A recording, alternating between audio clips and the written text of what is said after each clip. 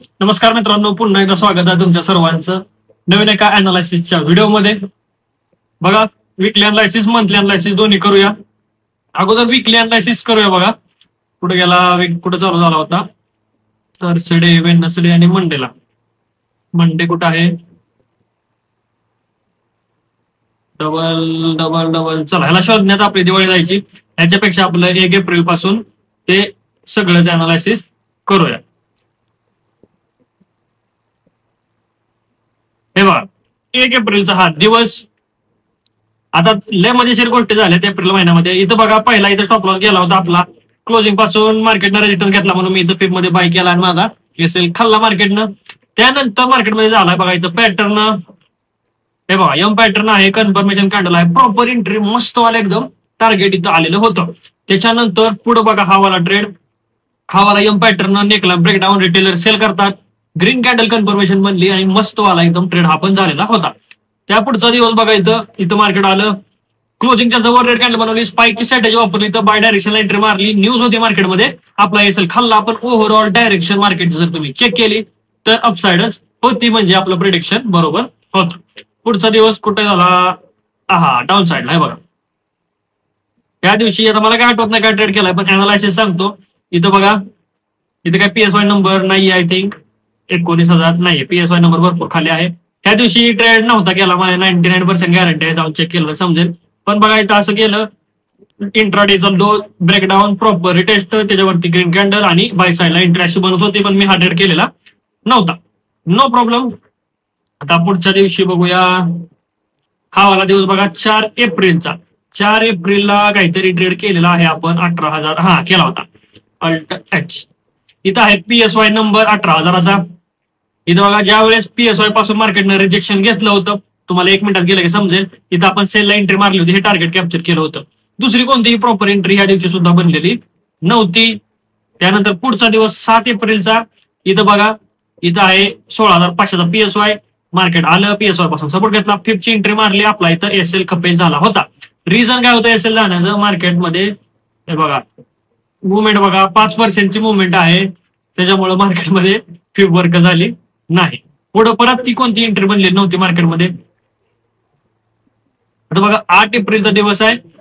8 एप्रिलच्या दिवशी पण एक सिंपल एंट्री होती, 18,000चा पीएसवाय नंबर. पीएसवाय नंबरचा ब्रेकडाऊन, सगळे रिटेलर सेल करतात. आपण ग्रीन कॅन्डल कन्फर्मेशन सोबत बाय साईडला एंट्री बनवली होती. मी ऑलरेडी एवढं फास्ट का सांगतो, तर हे वीकली अनालिसिस मध्ये सगळं सांगितलेलं आहे, त्याच्यामुळे थोडंसं फास्ट सांगतोय. परत कोणतीही एंट्री मार्केटमध्ये बनली नाही, ज्यांनी घेतली असेल तरीही काही प्रॉब्लेम नाहीये. चला, पुढचा दिवस कुठं चालू झाला? हा दिवस आय थिंक अवॉइड केला होता बघा आपण. इथं मार्केट चालू झालं, इथून वरती गेलं, यम पॅटर्न बनवला, पण सपोर्ट असल्यामुळे बाय डायरेक्शन एंट्री मारली नव्हती.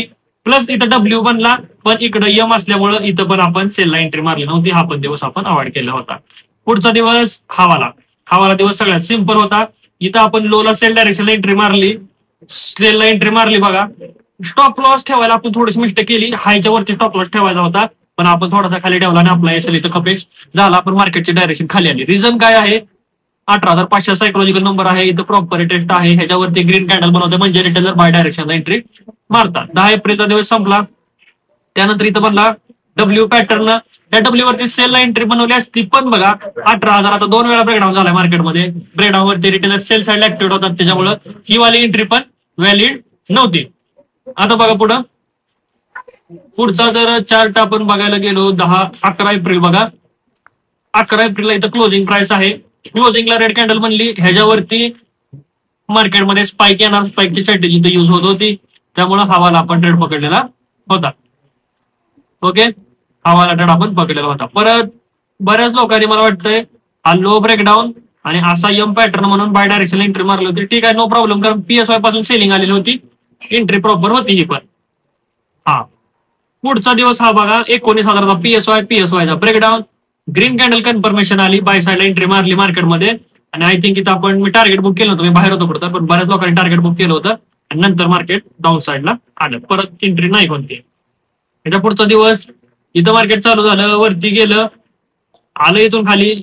इथं बघा क्लोजिंग आहे, क्लोजिंगच्या जवळ मार्केट वरती गेलेलं आहे आणि इथं कप अँड हँडल आहे. त्याच्यामुळे इथं फिप व्हॅलिड होणार नाहीये, कारण की कप अँड हँडलमुळे रिटेलर बाय करतायत आणि पीएसआय पासून सेल करतायत. रिटेलर दोन्ही साल ऍक्टिव्ह असले एंट्री बनत नाही कोणते. पुढचा दिवस हवाला 16,000 18,500चा वरती ब्रेकआउट केला. रेड कॅन्डल कन्फर्मेशन सेल साईडला एंट्री परफेक्ट हवाला ट्रेड बनलेला होता. रिझन एकदम सिंपल आहेत. रिटेलर बाय करतात, आपण सेल करायचं. हा पुढचा दिवस हवाला. आता ह्या दिवशी तुम्हाला ही क्लोजिंग आहे बघा. इथून मार्केट खाली आलं, इथं फिप मध्ये आलं बघा. ही जी एंट्री आहे ना थर्ड कॅन्डल इथं फिप मध्ये आलं, इथं टार्गेट बुक पण झालं होतं. त्यामुळे डबल फिप मारायची नाही. एकदा फिप झाली फिपचा विषय संपला. इथं एक फिपचा ट्रेड झाला होता.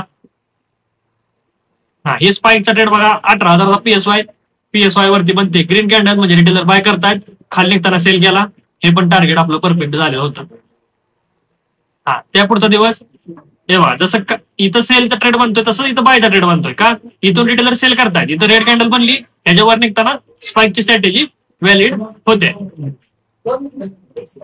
पुढं बघा, पुढं काय झालंय, इथून वरती गेलं मार्केट 19,000 पासून सेलिंग आली. आपण बाय साईडला एंट्री मारली, इथं आपलं टार्गेट बुक झालं, विषय संपला. 23 एप्रिलचा हा ट्रेड होता. त्यापुढं इथं चालू झालं मार्केट 19,000 पाशी रेड कॅन्डल बनली, स्पाईकची स्ट्रॅटेजी बाय साईडला एंट्री, मार्केट अपसाईड गेलं. हे ट्रेड सगळ्यांनी पकडले असं नाही, मी हे ट्रेड सगळ्यांनीच पकडले म्हणून मी एवढं पटपट सांगतो. पुढचा दिवस होता हा वाला दिवस ट्रॅपिक होता बघा. इथं क्लोजिंग प्राइस होती, वरती ब्रेकआउट केला, पण कॅन्डल ही रेड ही एवढी मोठी आली ना ह्याच्यामुळे एंट्री बनत नाही. कारण दोन कॅन्डलला एकाच कॅन्डलला इन्गल्फ करून घेतली, तर एंट्री बनत नव्हती. त्या दिवशी मी कोणतीही एंट्री मारली नाही. पुढचा दिवस हा वाला बघा, नाही इथं चालू आहे, इथं 19,000 ह्याच्यावरती बाय साईडला एंट्री मारली, इथं एसएल खपला होता आपला. का मारली होती? 19,500चा पीएसवाय आहे, इथं रेड कॅन्डल मध्ये स्पाईकची स्ट्रॅटेजी मारली, पण लॉस झाला, नो वरी. पुढचा दिवस 29 एप्रिल. 29 एप्रिलला हा इथं मार्केट चालू झालं. मी इथंच बाय डायरेक्शन एंट्री मारली होती बघा, कारण की पीएसवाय पासून रेजिस्टन्स घेऊन मार्केट खाली आलं, त्यामुळे हा ह्याच्यावरती निघताना स्पाईक येणार. परत इथं रेड कॅन्डल आली, ह्याच्यावरती निघताना पण इथं स्पाईक मध्ये ट्रेड बऱ्याच लोकांनी कॅप्चर केलेला आहे. त्यानंतर हा सगळ्यात सिंपल दिवस, सपोर्ट वरती ग्रीन कॅन्डल म्हणजे मार्केट ओपन झालं, ह्याच्या खाली निघताना मार्केटमध्ये स्पाईक येतो. इथं पाड झाला असेल ट्रेड आता माझ्या हिशोबानं, आणि आय थिंक संपलं की रेड. हा आणि हा वाला दिवस बघा इंट्राडे हाय, वरती ब्रेकआउट केला, रेड कॅन्डल कन्फर्मेशन आली, सेल केला, इथं टार्गेट बुक करून घेतलं, विषय संपला. त्या पुढचा दिवस पहिली एंट्री बघा पीएसवाय पासून रेजिस्टन्स घेतला म्हणून बाय डायरेक्शनला मार्केट लॉस झाला. परत इंट्राडे लोचा ब्रेकडाऊन खाली केला, पीएसवाय पासून सेलिंग, डे हाय पासून सेलिंग, सगळे रिटेलर सेल साईडला, ग्रीन कॅन्डल कन्फर्मेशन, बाय साईडला एंट्री, आणि हे टार्गेट आपण कॅप्चर केलं होतं. एकदम सिंपल मार्केट राहिला एप्रिल मंथ. मे महिना पण एकदम असाच खास जावा सगळ्यांसाठी. आय होप तुम्ही पण चांगले ट्रेड केले असेल. सगळे ट्रेड केले असं नाही की मी एकट्याने केले म्हणून मी ते फास्ट सांगितलं. जरी समजलं नसेल तर विकली अनालिसिसचे व्हिडिओ बघा, सगळं काही तुम्हाला समजून जाईल. चांगल्या ब्रोकरची लिंक मी डिस्क्रिप्शन मध्ये दिली आहे. एक्सन 2 टॉपचे ब्रोकर आहेत, तेवढंच यूज करा, बाकी दुसरीकडे कुठे जायची काही गरज नाहीये. ओके, भेटूया नेक्स्ट व्हिडिओ मध्ये.